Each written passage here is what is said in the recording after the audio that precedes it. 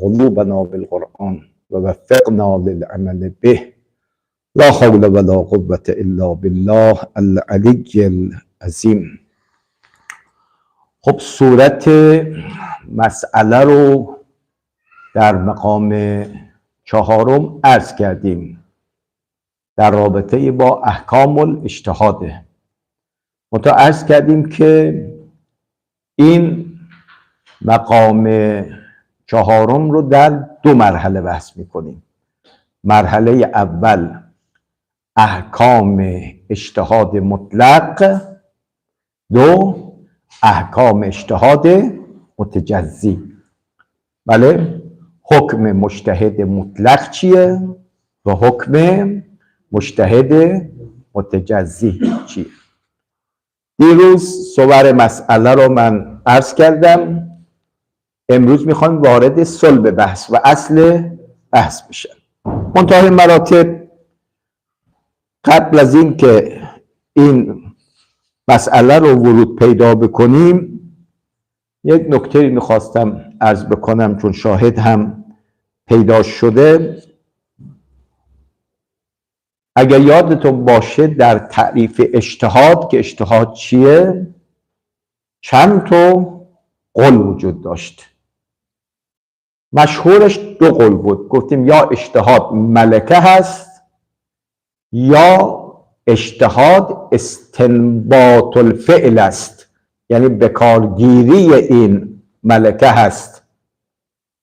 ما اونجا انتخاب کردیم که اجتهاد ملکه است.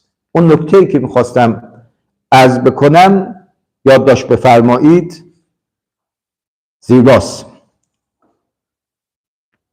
شاهد بر این که اجتهاد ملکه هست و مجتهد صاحب ملکه است، نه این که اجتهاد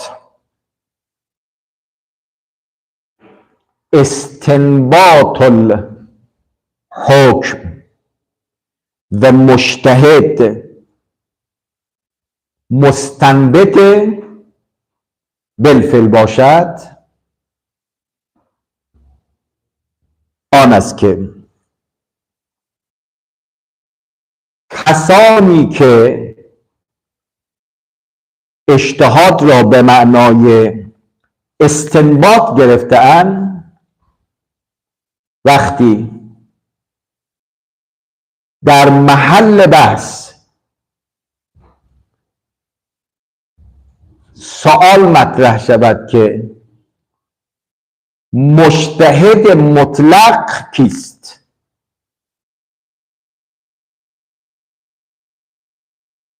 همه یعنی چی؟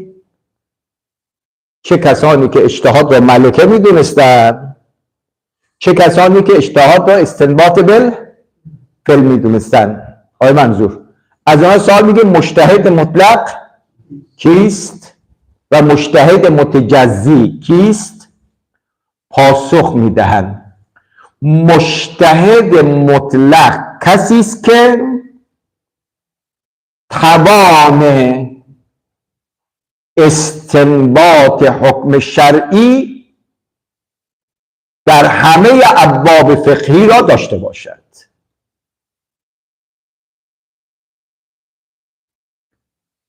حتی مرحوم آخوند صاحب کفایه که در تعریف اجتهاد قول دوم را میپذیرد، قول دوم شد مجتهد یعنی مستنبط بالفعل، اجتهاد یعنی استنباط فعلی. اما در محل بحث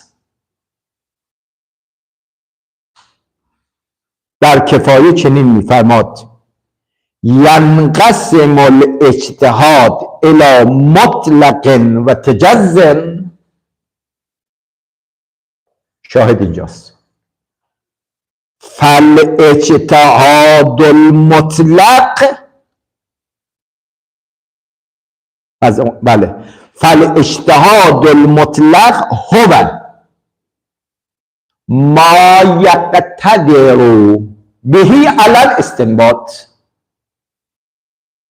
فریاد بنا کنید عبارت رو. اجتهاد مطلق عبارت چیه؟ شد هو، یعنی اجتهاد مطلق چیه؟ ما یعنی چی؟ یعنی اون توان، اون ملکه که یقتدر بهی علی استنباط. درست شد؟ ما عرض بودیم که حضرت آقا شما در تعریف اجتهاد رو به معنای استنباط گیرید که عمله، نه توان استنباط. پس چرا اینجا اجتهاد مطلق رو تعبیر میکنه به ملکه؟ همچنین مرحوم شیخ محمد حسین اصفهانی، مرحوم کمپانی، در نهایت الدرایه جلد 3 صفحه 426 این عبارهشو میخونم: قد عرفت آنفا. چی قد عرفت؟ ان الاجتهاد عمل یحصل من القوة المذکوره. من القوة المذکوره یعنی چی؟ این همون ملکه. دقت فرمودید؟ و عبارتهای دیگر.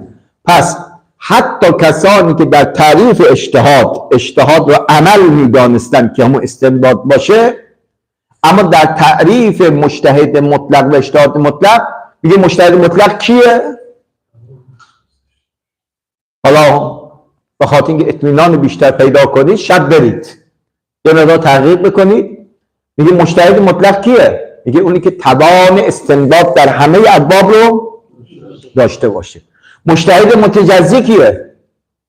این که توان استنباط در بعضی ابواب رو داشته باشه.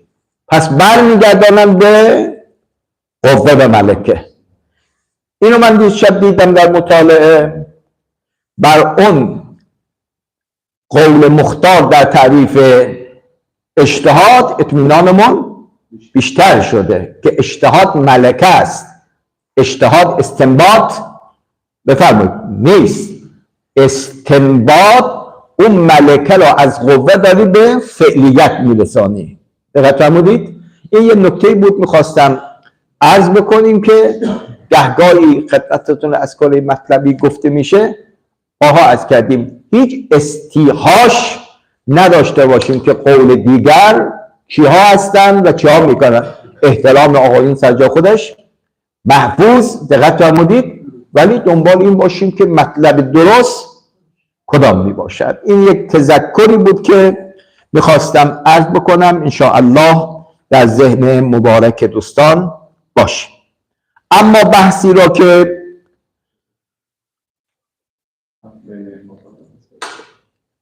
اون که گفتیم تحقیق دوستان انجام میدم، فرق بین عرف و سیره عقلا. نمیدونم دوستانی که در فضای مجازی هستن یا دوستانی که اینجا هستن کسی دنبالش رفت یا نرفته؟ بله، اگر انشاءالله دوستان فرق بین عرف و بین سیره عقلا و نقش عرف در استنباط احکام شرعی را از منظر فقه امامی بررسی بکنن، اون تحقیق خودشون رو به ما برسونن به جناب آقای منظور. انشاءالله به دوستانی که بهترین تحقیق رو داشته باشه 1 تا 3 نفر یا هدایایی رو تقدیم محضر آقایان خواهیم کرد. چی شد؟ فرق بین عرف و سیره عقلائیه. یه تحقیق در رابطه با عرف داشته باشید و اعتبار عرف، جایگاه عرف در فقه امامیه انشاءالله. خب این خدمت از کنم پرانتز بسته وارد اصل بحث میخوام بشیم. اولین مرحله ای که میخواییم شروع بکنیم احکام اجتهاد مطلق است. دیروز عرض کردیم مجتهد مطلق علی ثلاثه اقسام.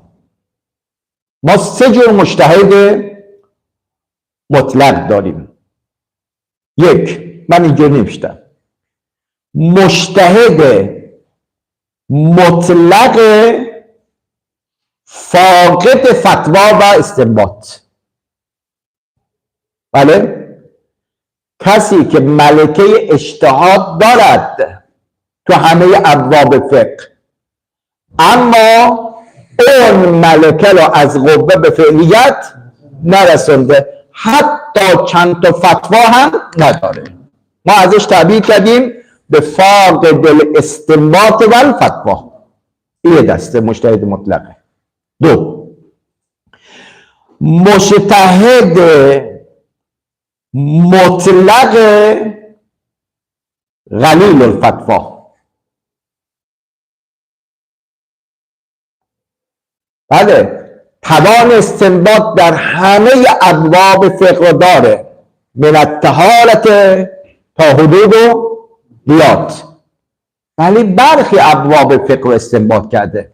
مثلا طهارت رو رفته کار کرده، صلات رو کار کرده، اما بقیه فتوا نداره. اینا میگیم قلیل الاستنباط و الفتوا. 3 مجتهد مطلق کثیر الفتوا، که الان در اصطلاح ما تو عرف امامیه میگه فلانی مرجع چیه؟ تقلیده. بله، مرجع تقلید صاحب رساله عملیه است، یعنی فتواش در دسترس عموم هست. خب حاضرشان بشماریم چند تا مجتهد مطلق داریم؟ 3 تا. بگم فاقد الفتوا، قلیل الفتوا، کثیر الفتوا. بشد استمرات مجتهد مطلقه. دیروز اگر یادتون مقدمی گفتیم هر یک از این 3 تا یا انفتاحی هستند یا انسدادی هستند، یعنی یا قائل به انفتاح باب علم و علمی هستند در اصل غیبت، یا قائل به انسداد هستند. و قائل انسداد رو هم گفتیم 2 بخش میشن، یا انسداد علی الکشف یا انسداد علی الحکومه می باشد. درست شد؟ حالا ما امروز میخوام یه قسمت رو بگیم، یادداشت بفرمایید. احکام مجتهد مطلق فاقد فتوا که در اصول قائل به انفتاح باب علم و علمی است. اینا فرمودید؟ میگه در اصل غیبت هم ادله قطعی داریم برای استنباط حکم شرعی و هم ادله ظنی که ما اسم میکنیم ظن خاص برای استنباط حکم شرعی داریم. پس محور بحث ما داره به کدوم سمت اصول میره؟ مجتهد مطلق فاقد الفتوایی که قائل به انفتاح باب علم به علمی است. در رابطه با چنین مجتهد مطلقی حداقل چند سوال و حکم مطرح است.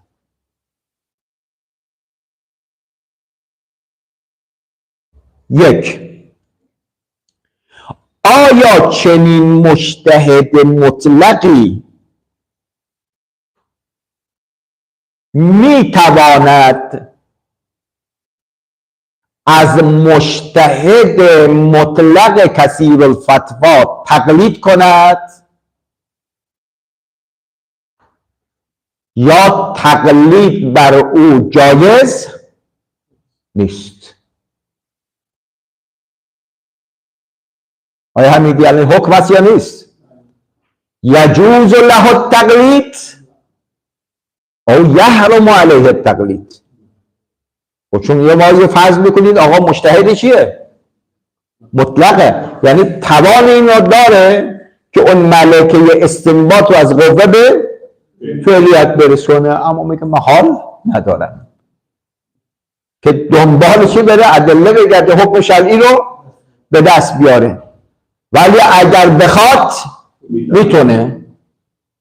آیا میتونه از مجتهد کثیر الفتوا تقلید بکنه یا تقلید بر او جایز نیست؟ اصلا تقی یجوز او یحرم حکم است یا نیست؟ حکم دیگه. خب ما داریم در رابطه با احکام اجتهاد بحث میکنیم، این حکم باید مشخص بشه.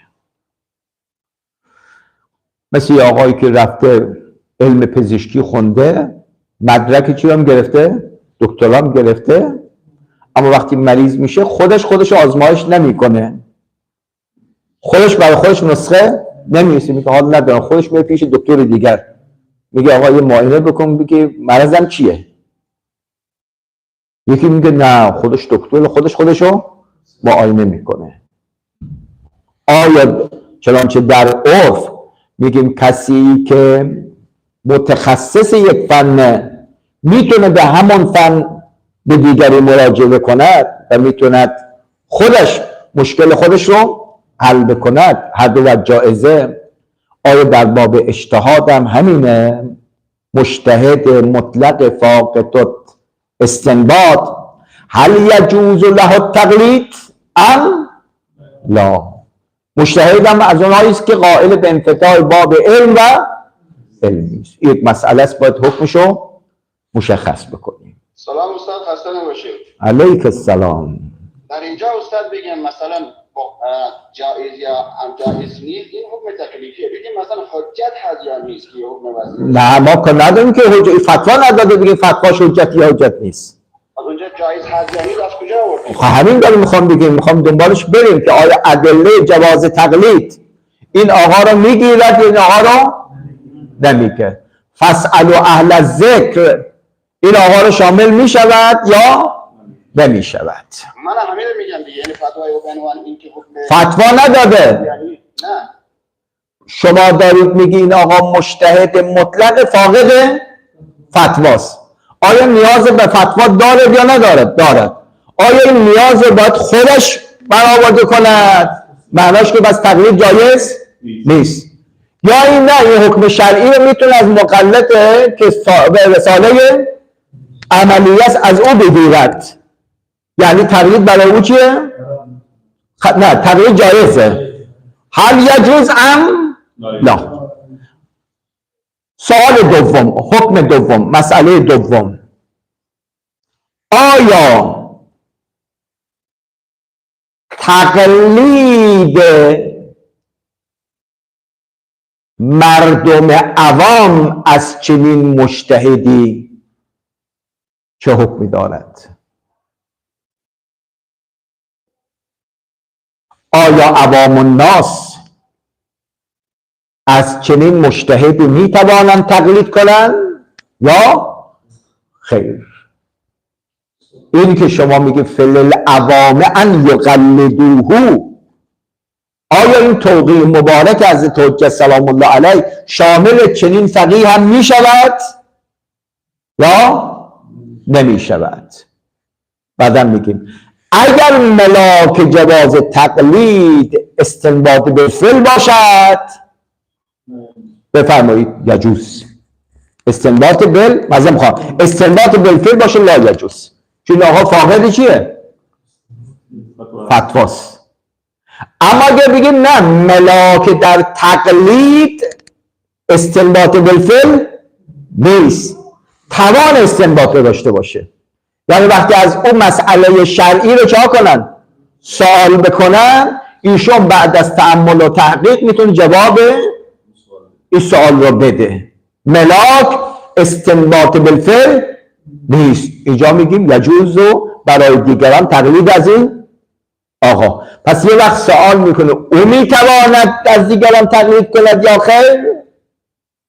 دو، دیگران یعنی عوام الناس میتونن از چنین مجتهد مطلقی تقلید بکنن یا خیر؟ جناب علی وقتی نجف در قم درس خوندید به درجه اجتهادم رسیدید، بله؟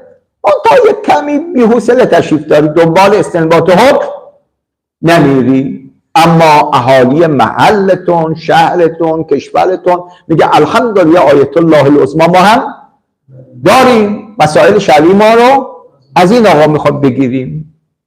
وقتی میان معذر حضرت علی میگه من که رساله عملیه ندارم، یا میتونن شما تقلید بکنن یا نمیتوانن. دکتری هست که خودش مو نداره، حالا دیگران میان مراجعه بهش میکنن خب آقا ما میخوایم صاحب مو اون خب اون مو نداره کچله، اما یه وقتی میگه نه سرمایه رو داره، میتونه سرمایه رو به بازار بیاره، منتها حال و حوصله به کار گرفتن سرمایه رو نداره. آیا دیگران میتونن ازش تقلید بکنن یا نمیتونن؟ این منصب تقلید. سومین مسئله به سوال مطرح میشه منصب قضاوته. این منصب افتاء غیر از منصب قضاوت است. آیا چنین مجتهد مطلقی میتواند در منصب قضاوت و حکم بنشیند و اگر حکمی صادر کرده است حکمش شرعاً نافذ هست یا نافذ نیست؟ درست شد؟ دو نفر با هم دیگه دعوا دارن، میان پیش این آقای مجتهد مطلقی که فاقد الاستنباطه، دقت کردین؟ طرح دعوا میکنن، ایشون میبینه حق با آقای الفه و ایشون حاکم میکنه، آقای زید رو محکوم میکنه. آیا حکم این آقای مجتهد مطلق شرعاً نافذ هست یا شرعاً نافذ نیست؟ اینا میگه منصب قضاوت. پس تا اینجا 3 تا سوال مطرح کردیم: تکلیف خودش در بحث تقلید، تکلیف عوام الناس نسبت به ایشون، مسئله قضاوت. یه مسئله چهارم هم هست که اگر رسیدیم، چون این بحث نوعی متأخرین مطرح کردن، در زمان قدما به این شکل مطرح نبوده است، منصب ولایت است. منصب ولایت و اولویت در تصرف، که مسئله ولایت فقیه است که اگر رسیدیم اینجا باید بحث بشه که آیا این چنین مجتهدی منصب ولایت دارد یا منصب ولایت این مربوط به حکومت میشه. شما اگر مکاسب جناب شیخ کتاب البیع رو اگر ملاحظه کرده باشید، خیلی از فقهای ما ولایت یک فقیه را یه ولایت محدود میدونن، ولایت بر صغار میدونن، ایتام میدونن و چیزهای محدود. دقت کردید؟ آیا مجتهد مطلقه فاقد فتوا میتونه منصب ولایت رو اشغال بکند یا نمیتونه؟ حالا اگر میخواد برفرض منصب ولایت رو میتونه اشغال بکنه، قلمرو به ولایتش چقدره؟ بله؟ مثل حضرت امام و دیگران میگن ولایت مطلقه فقیه، یعنی در همه قلمرو که معصوم ولایت داشت، فقیه هم فقط بله اسمت و امامت جداست، یعنی فرمودید، ولی بقیه اختیارات معصوم برای ولی فقیه هم هست یا نه ایشون ولایتی اگر دارد ولایتش خیلی محدوده، ولایت مطلقه نیست، یا میگه منصب ولایت. درست شد؟ پس 4 سوالی که باید حکمش مشخص بشه. اون 3 که عرض کردیم تکلیف خودش چیه؟ تکلیف دیگران با او چیه؟ 3 منصب قضاوت. این 3 مطرح است. اما این 4می دقت کردیم در این خط سالهای اخیر، یعنی حداقل بگیم در 50-60 سال اخیر این بحث ولایت مطلقه فقیه مطرح. البته این میگه تو متون ما نبوده، نه بود، اما اینجور مطرح نبوده است. پس 4 سوال مطرح است. حالا همین 4 سوال رو دو شد همین مجتهد مطلق فاقد فتواست، اما اگر نظرش انسدادی بود، انسداد علل کشف، باز مجتهد مطلق فاقد فتوایی است که قائل به انسداد باب علم و علمی است علل حکومه مطرح میشه. یعنی بازم این 4 سوال زیر اون مسئله قابل طرح می باشد. اما ما چرا اونا رو فعلا مطرح نمی کنیم؟ به خاطر اینکه اولا الان در قرون متأخر یا اصلا دیده نمیشه یا به شذ و ندر فقیهی پیدا میشه که قائل به انسداد باب علم و علمی شده باشد.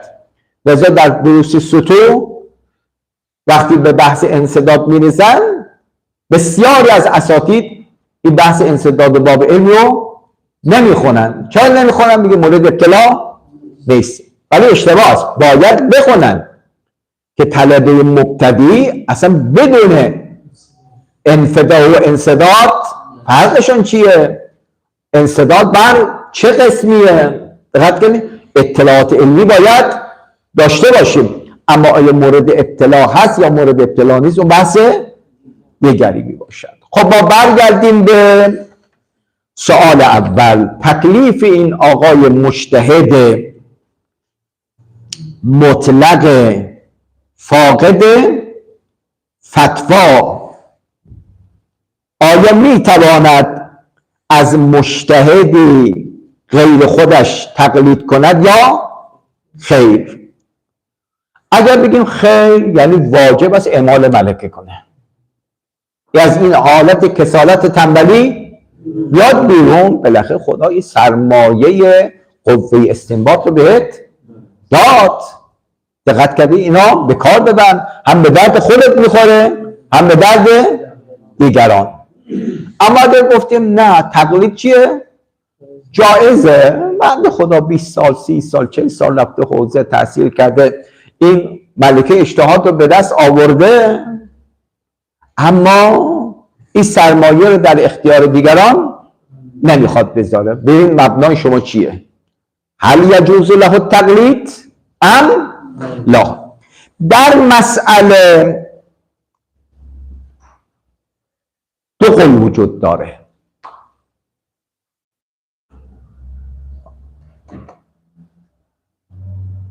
آیا فرید وقتی دو قول یعنی قائل داریم، دقت کردید؟ یه وقت صرف فرضه، یه وقت میگیم نه قائل داره. قول اول که نسبتاً مشهورم هست، قائلا لا یجوز له التقلید بل یجب علیه استنباط الحکمش شرعی. بشد؟ میگه نه تقلید بر این آقا جایز نیست. تقلید جایز نیست چی؟ یعنی اعمال ملکه اجتهاد واجبه. اگر تقلید بکنه اعمالش باطله، ولی در واقع یه عمل هم میکنه مطابق با واقع باشه ها، اما چون بر اساس فتوا نیست دیگه، تقلید جایز نمی باشه. مرحوم شیخ انصاری رضوان الله تعالی علیه، مرحوم آقا ضیای عراقی رحمت الله علیه، مرحوم محقق اصفهانی مرحوم کمپانی، مرحوم سید خویی علی الله مقامه الشریف و مرحوم امام رحمت الله علیه و دیگران قائل به این نظر هستند. یعنی کسی که تخصص داره و تخصصشو به کار بگیره. تو شد؟ حالا اگر این فتوا رو آدم باشه نظرش، حالا ببین چقدر از این مجتهدایی داریم که دقیقا بودیم آدم میره سراغش میگه برید از دیگران تقلید بکنید، من رساله ندارم. این که من خودم از فلانی تقلید میکنم، شما برید از فلانی، با اینکه خودش مجتهدی چیه؟ مطلقه. بزرگانی مثل شیخ انصاری و دیگران میگویند لا یجوز له تقلید بل یجب علیه الاستنباط الحکمش شرعی. خب این یک دیدگاه و یک نظر. قول دوم قول کسانی است که میفرمایند یجوز له التقلید ولا یجب علیه استنباط الحکمش شرعی. این قول به مرحوم آیت الله سید محمد مجاهد طباطبایی متوفای 1242 حمیدی میشه از علمای قرن 13 صاحب کتاب المناهل نسبت داده شده. صاحب مناهل میگه نظر مبارکش اینی که مجتهد مطلق فاقد استنباط بله میتونه استنباط نکنه، اعمال ملکه نکنه، بلعز از معاصرین شیخنا الاستاذ آیت الله العظمی جعفر سبحانی حفظه الله در کتاب الرسائل الاربع جلد 3 صفحه 17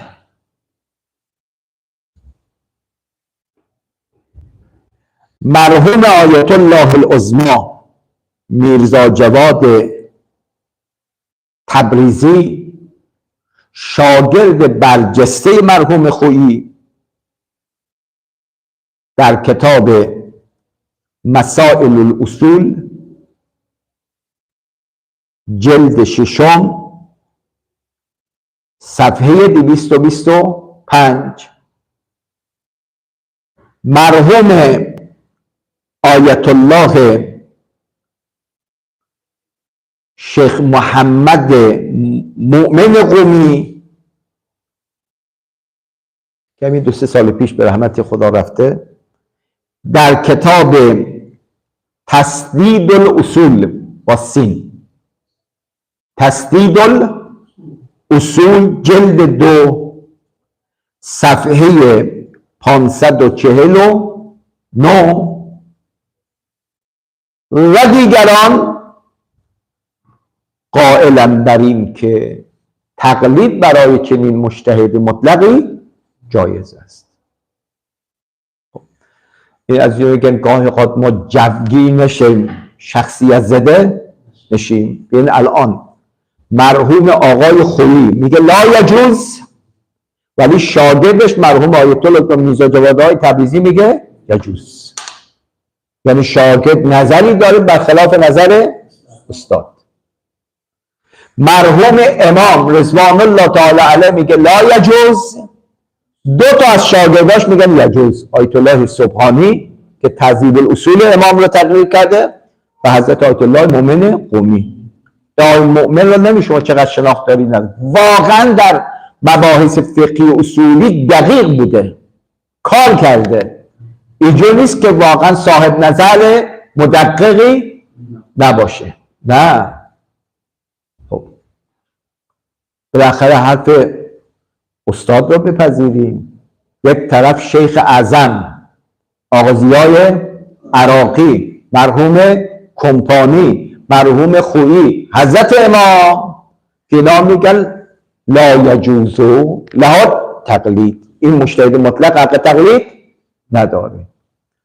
این طرف بزرگانی هستن مثل صاحب مناهل، بله، میگن یجوز له تقلید.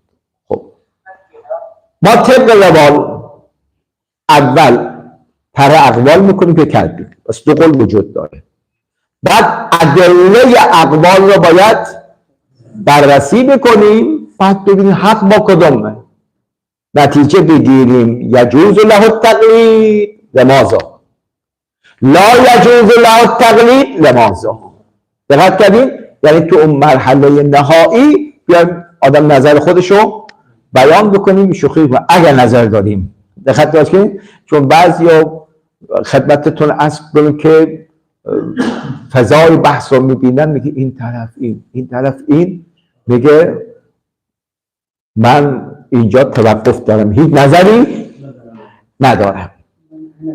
خب دقت کردید؟ من توقف میکنم. و توقف میکنم یعنی چی؟ یعنی نظر سریع دارم برای قول اول، نظر سریع دارم نسبت به قول دوم. یادداشت بفرمایید. ما ابتدا ادله قائلین به جواز تقلید مجتهد فاقد فتوای قائل به انفتاح باب علمی را مطرح میکنیم تا ببینیم ادله آنها کدام است و آیا قابل نقد هست. یادداشت بفرمایید. این بزرگواران ادله اربعه برای اثبات مدعای خودشان دارند. 4 دلیل برای اثبات منتها. معنیش اینه که این 4 تا دلیل رو همه قبول داشته باشن. برخی 2 تا دلیل قبول دارن، برخی 1 دلیل دارن. دقت کردید؟ یعنی خودشون ادله همدیگر رو قبول ندارن، ولی در مجموع می شود برای این قول دوم 4 دلیل رو تصویر بکنیم که آقا برای این که میگن یجوز له التقلید میگیم لماذا، میگیم به این دلیل، به این دلیل، به این دلیل، به این دلیل. اما این ادله مورد قبول هست یا قبول نیست. پس ما اول باید نقل، بعد اگر نقد هست نقد را متوجه بکنیم. الدلیل الاول الکتاب، الدلیل الاول الکتاب. منتها پیش از این که من دلیل رو مطرح بکنم، خدا حفظ کنه استاد ما آیت الله عظمای سبحانی رو، میگه پیش از این که وارد ادله اجتهادی بشیم، اینا باید یک تکلیف فردا آدم جوابشو بیاره خوبه. ببین مقتضای اصل چیه؟ مقتضای اصل اولیه. آیا مقتضای اصل اولیه یجوز است موافق با قول دومه، یا مقتضای اصل اولیه لا یجوزه؟ مقتضای اصل اولیه چیه؟ با قطع نظر از ادله اجتهادی. دقیقاً قاعده اولیه چه اقتضا میکنه؟ قاعده اولیه، دقت کردین؟ قاعده اولیه اقتضای جواز تقلیده که قول دوم میگه، یا مقتضای قاعده اولیه عدم جواز تقلیده. ببینید فقط اجمالا میگن دوستان شب بریم مطاب مقتضای قاعده اولیه عدم تقلید انسانی از انسان دیگره. دقت کردید؟ خودت باش. مقتضای قاعده چیه؟ عدم تقلید احدی از احد دیگره. پس بگم مقتضای قاعده اول موافق با کیه؟ قول اول که لا یجوز. حالا اگر میخوای دست از این مقتضای اولی برداری با دلیل اقامه بکنید. دقت کردید؟ بعد بگین ادله من میچربه بر اون قاعده اولیه. این مثال که میگه قاعده اولیه، مثلا میگیم قاعده اولیه این که انسان باید بینا باشه یا نابینا، میگه باید بینا باشه. میگه فلانی نابیناست، میگه به چه دلیل؟ دقت فرمودید؟ قاعده اولیه اینی که ید نشانه چیه؟ مالکیته. پس شما که ادعا میکنید که نه این مالی که دست فلانیست مالشون نیست، میگه دلیل باید اقامه کنید. دقت کردید؟ آقایون میفرمان که مقتضای قاعده اولیه عدم جواز تقلید احدی از احد دیگره. این آقایون قائلی به قول دوم میگه ما ادله اجتهادی داریم، 4 دلیل داریم که بفرمایید ورود پیدا میکند یا حکومت میکند بر این قاعده اولی که میگه مجتهد مطلق فاقد فتوا میتواند از مجتهد واجد فتوا چا کنه؟ تقلید بکنه. انشاءالله ما فردا میخواییم وارد این فردای درسی وارد این معرکة الآرا بشیم که آیا تقلید جایزه یا تقلید جایز نیست. مسئله مورد ابتلاست. مسئله مورد چیه؟ ابتلا هست. الان شما دو حوزه قم برید، یه وقتی مدیر حوزه به یکی از این مراجع گزارش داد که بالای 300 تا درس خارج در حوزه علمیه چی داریم؟ قم داریم. حالا آیا این درس های خارج هستن یا نیستن؟ یه بحثه. حالا گیریم از این 300 تا 30 تاشون واقعا درس خارجشون که درس خارجه و طرف قوه استنباط رو دارد. بعد ببینیم که اینها از دیگران تقلید میکنن یا از دیگران تقلید نمیکنن. درست شد؟ خب الان ما شما میبینید که صاحبان رساله محدودن، دیگران از فتوایشون جامعه از خیلی اینا چه میشن؟ محروم میشن. انشاءالله میرسیم. چرا میگیم تقلید مجتهد از مجتهد دیگر جایز نیست؟ انشاءالله به دلیلش میرسیم. چون مجتهد وقتی باشی خود را اعلم از دیگران میدونی، یعنی فتوای من درسته فتوای فلانی درست نیست. دقت کردین؟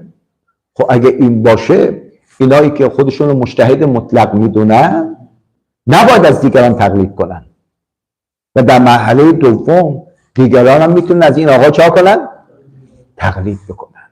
چرا در گذشته اگر یادتون باشه تو هر بلادی که از بلادهای اسلامی میرفتید 2 تا 3 تا مجتهد بودن، مردم همون منطقه از اونها چا میکردن؟ تقلید میکردن. ولی الان میبینیم که نه، در کل جهان اسلام میگیم به عدد انگشتان دست مرجع تقلید وجود نداره. کدام درسته؟ لا یجوز یا یجوز. انشاءالله اگر عمری باشه برای جلسه آینده همه عزیزان رو به خدای بزرگ می سپاریم تا هفته آینده به شرط حیات و توفیق این مسئله رو بررسی بکنیم. پس عزیزان اگر بخوان تقریبا ادله اربعه را که این آقایون میگن یجوز لا تقلید رو هفته آینده میخوایم به بحث برسونیم. استاد حالا این مثلا قول که مثلا موافق با اصله اینها باید فقط دلیل مخالف رو رد بکنن یا علاوه بر این باید دلیل هم بیاره؟ نه، کسی که موافق باشه اصلا نیاز به دلیل نیست.